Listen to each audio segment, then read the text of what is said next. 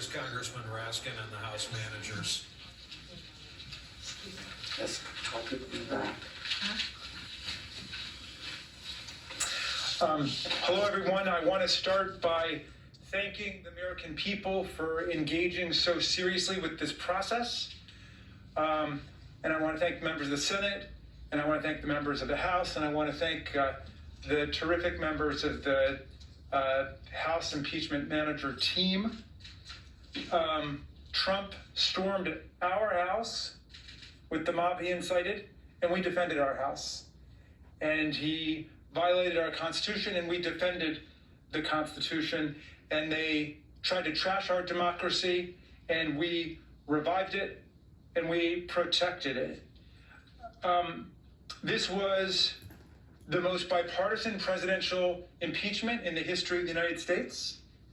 And we know that impeachment, for reasons that we could explore at some other time, often becomes partisan, but this was the most bipartisan presidential impeachment event in the history of the country. It was also the largest Senate vote for a presidential impeachment, 57 to 43.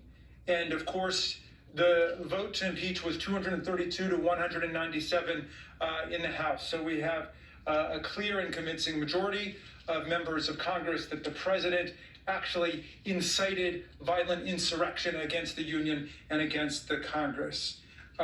Senator Mitch McConnell just went to the floor essentially to say that we made our case on the facts, that he believed that Donald Trump was practically and morally responsible for inciting the events of January 6th. He described it, as we did, as a disgraceful dereliction of duty, a desertion of his office. And he made a series of statements that we didn't even make, saying that this was not over yet by a long shot, essentially, and that there was the path of criminal prosecution for the former president, the disgraced and now twice impeached former president. So the bottom line is that we convinced a big majority in the Senate of our case.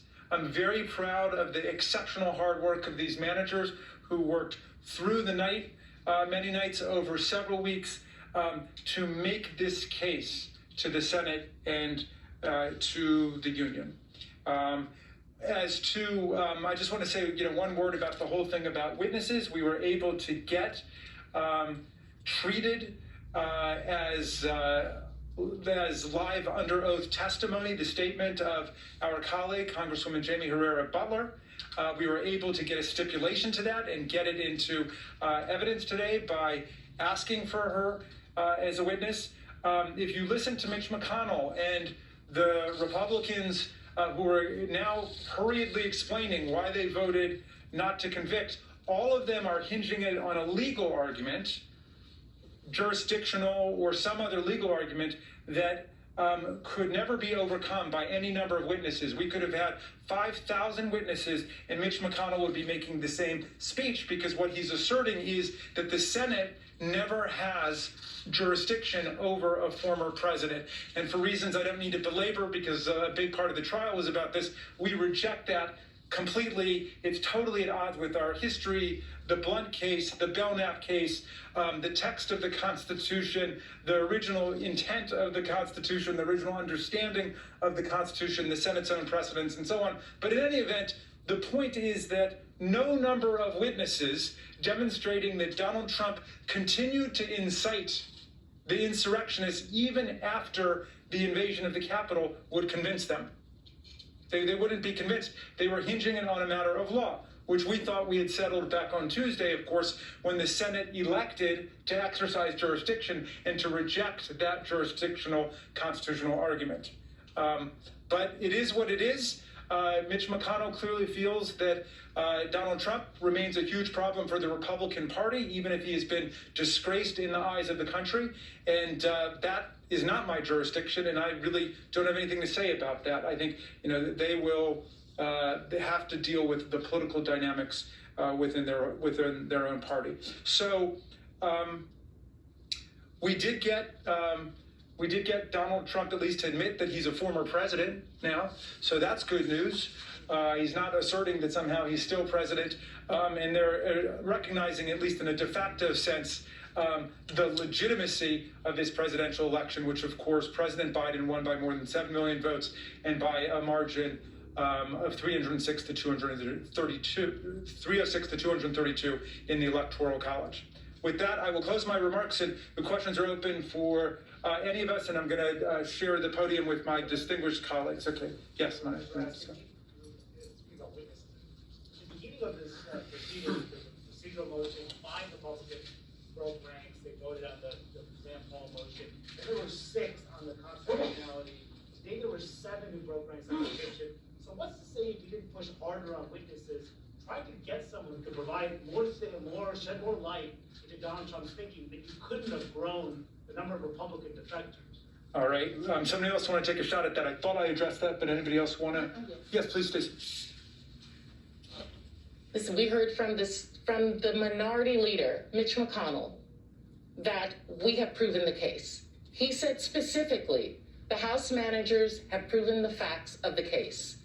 And before we started yesterday, we knew when we rested with overwhelming evidence as to the facts of this case. These all jurors were also witnesses to the crime. They knew specifically what was happening. And then there was, we found additional information about Herrera Butler, which we, on yesterday evening, we decided that we were going to go after. And we got it. We got that information to further amplify what we had already proven there in court.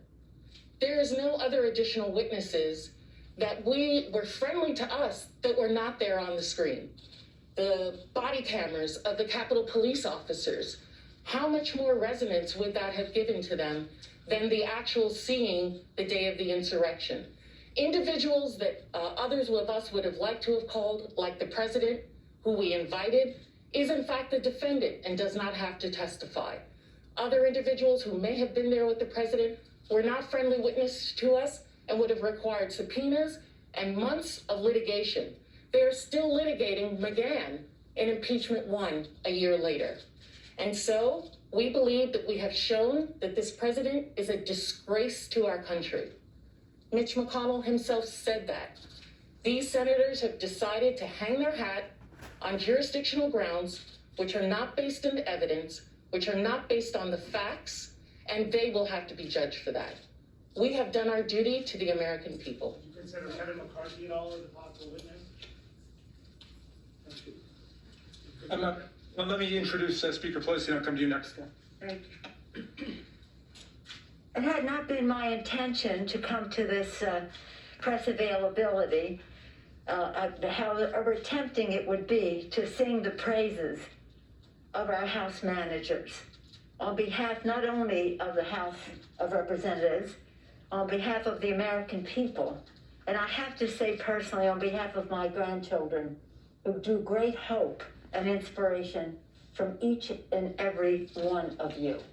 We could not be prouder of your patriotic presentations, the clarity in which you presented, and again, the inspiration that you have been to so many people. So I thank you for that. When I see all of them, it reminds me that when we recruit candidates to run for office, or we see them self-recruiting, we always say, and they'll say, well, I could be the president of my university, or I could be the head of my hospital department, or this or that. So I have to think about whether I run for Congress. We always say, we don't want anybody without options. That's why we're looking to you to run, because you have options. That shouldn't be a reason for you not to run. But what we saw in that Senate today was a cowardly group of Republicans who apparently have no options because they were afraid to defend their job, respect the institution in which they served. Imagine that it would be vandalized in so many bad ways that I won't even go into here, and that they would not respect their institute. That the president of the Senate, Mike Pence. Hang Mike Pence was the chant, and they just dismissed that. Why? Because maybe they can't get another job. What is so important about any one of us? What is so important about the political survival of any one of us that is more important than our Constitution that we take an oath to protect and defend? But why I came over was because I listened to Mitch McConnell. Mitch McConnell, who when this distinguished group of House managers were gathered on January 15th to deliver the articles of impeachment, we're told it could not be received because Mitch McConnell had shut down the Senate and was going to keep it shut down until the inauguration. So for him to get up there and make this indictment against the president and then say, but I can't vote for it because it's after the fact that he established that it could not be delivered before the inauguration. Now, when you think about January 6th, between January 6th and January 20th, you're only talking about just under 2 weeks, a day under 2 weeks. So, the big lies, stop the steal, the big lie that you talked about, stop the steal, was the momentum for getting these people there on the 6th. They honestly believe, for whatever reason, maybe too much social media, whatever. Watch Social Media, that movie. Why they were thinking that that was true, that the election was not legitimate, whatever the reason the president told them. So, okay, so that's the 6th. A week later, we impeach in the House. Thank you to those of you who participated right away. Jamie Raskin, Ted Lieu, and David Cicilline. David Cicilline, they had it all written up and ready to go. Bipartisanly passed the House, and then 2 days later, ready with the case to take to the Senate. Oh, we can't receive it. Not a question, and then by the law, supposed to receive it and the next day start the trial. So for Mitch McConnell, who created the situation where it could not have been heard before the 20th, or even begun before the 20th in the Senate, to say all the things he said, oh my gosh, about Donald Trump and how horrible he was and is, and then say, but the time that the House chose to bring it over, no, we didn't choose, you chose not to receive it. So I think that's really important. And again, it doesn't matter, as Jamie and others have told us, you can have the case after the person is out of office, so it's an elementary discussion. The Senate rules in that way and honoring a precedent on this.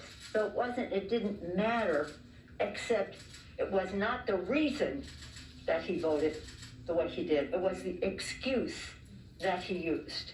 And so that's why I think it's important, because that was a very important speech. I thought Chuck Schumer's speech was remarkable in laying it all out. I think he was inspired by all of you, because you raised the level of all of this to such a place of patriotism and knowledge of our country, our history, and what we owe our children. Again, we always say, honoring the vision of our founders, worthy of the sacrifice of our men and women in uniform, and respecting the aspirations of our children. They did all of that.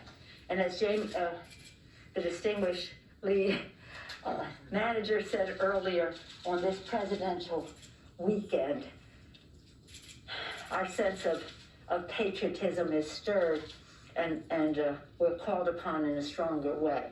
So I want to thank them. I want to thank Stacy Poskett. Thank you, Stacy. Thank you, Madeleine Dean. Thank you very much, Jonah Goose.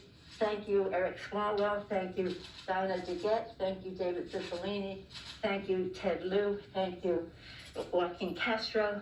thank you very much, Mr. Lead Manager, on all of this.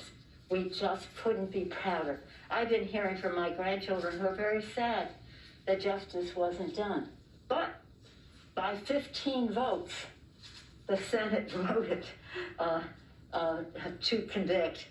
A good bipartisan statement about what has happened. It would not have been accomplished without your brilliant presentation. So I thank you for that, and I yield the floor back to all of you as I leave. Thank you, Madam Speaker. Madam Speaker, thank you for your confidence in us. I was going to go next to Scott. Were you going to take the next one, David? Is that good? Okay. I was Scott. curious though, for the speaker, if she had a comment about Mr. McConnell's statement on the floor, suggesting that President Trump still was liable criminally or civilly for everything he did in office. Do you think now that the Justice Department or State Attorney General should pursue the legal route He didn't against hedge on that. Remember when he talked about incitement, he said he didn't think this rose to level. Oh, and so he was hedging all over the place. I don't know whether it was for donors or what, but whatever it was a very disingenuous speech. And I say that regretfully because I always want to be able to work with the leadership of the other party. I think our country needs a strong Republican Party. It's very important, and for him to try to have it every which way. But we will be going forward to make sure that this never happens again in terms of to investigate and evaluate what caused this, and both in terms of the motivation, but also in terms of the security that we have to have as we go forward, recognizing how inflaming even some of our elected officials can be. But I defer to all these distinguished lawyers about what happens. All right, let's see.